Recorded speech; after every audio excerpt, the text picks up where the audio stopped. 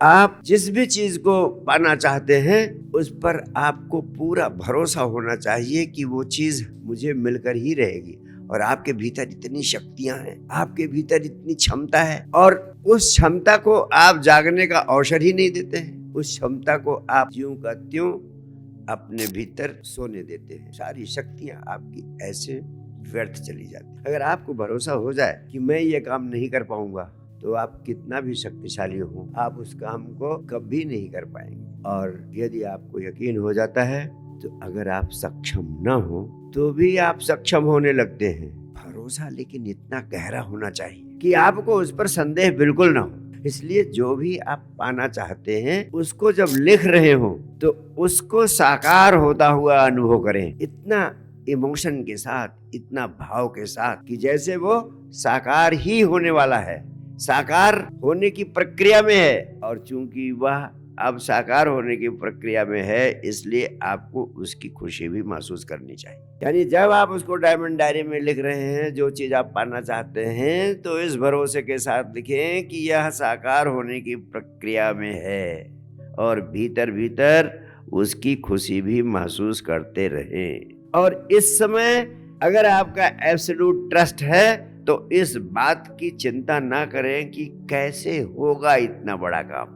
ये काम अस्तित्व का है, ब्रह्मांड का है, आपके अवचेतन मन का है। आपने ये दायित्व उनको सौंप दिया है, अपनी चाह को अपने अवचेतन मन में पहुंचाकर।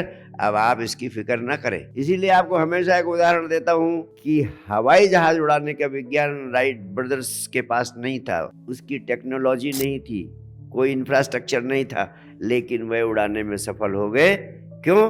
क्योंकि उनको आकाश में उड़ने का इतना पैशन था, इतना जुनून था कि उनकी चाह उनके चेतन मन से उनके अवचेतन मन में पहुंच गई। तो आप जब लिख रहे हैं डायमंड डायरी में, तो पूरे यकीन के साथ लिखे, अस्तित्व और अवचेतन मन मेरी चाह को असलियत में प्रकट करने की प्रक्रिया में लग चुका है, और ये होकर ही रहेगा। और चौथी चीज है, अध्यात्म का विज्ञान कहता है अद्वैत, यानी इस अस्तित्व में सिर्फ एक ही ऊर्जा है। ये सारा अस्तित्व एक ऑर्गेनिक यूनिटी है, एक पूरा ब्रह्मांड एक शरीर है, और आप उसके एक अंग हैं। इसीलिए अध्यात्म के वैज्ञानिकों ने कहा यद यद ब्रह्मांडे तत् तत् पिंडे। तो जैसे ही कोई चाह आपके भीतर उठती है, तत्काल ब्रह्मांड उस चाह को पूरी कर देता है। जैसे आपके भीतर कोई चाह उठती है तो तुरंत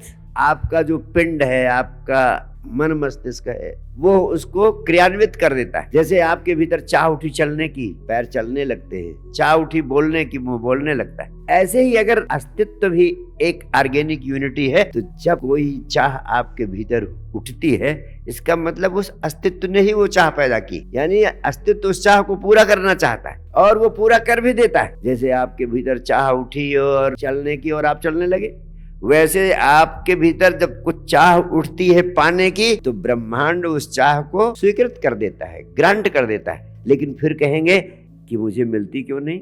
मेरे भीतर तो चाह हुई थी कि मुझे 10 करोड़ मिल जाएं, लेकिन पूरी चाह हुई थी, लेकिन मुझे मिली क्यों नहीं? अध्यात्म के वैज्ञानिक कहते हैं चाह स्वीकृत तो हो जाती है, लेकिन आप रिसीविंग मोड में नहीं होते, इसलिए वंचित हो जाते हैं। तो रिसीविंग मोड में होना भी जरूरी है। जैसे मैं आपकी तरफ एक क्रिकेट की बॉल फेंकता हूं, और आप जैसे हाथ बांधे बैठे हैं, ऐसे बैठे रहेंगे, तो क्रिकेट की बॉल आप पकड़ पाएंगे? नहीं।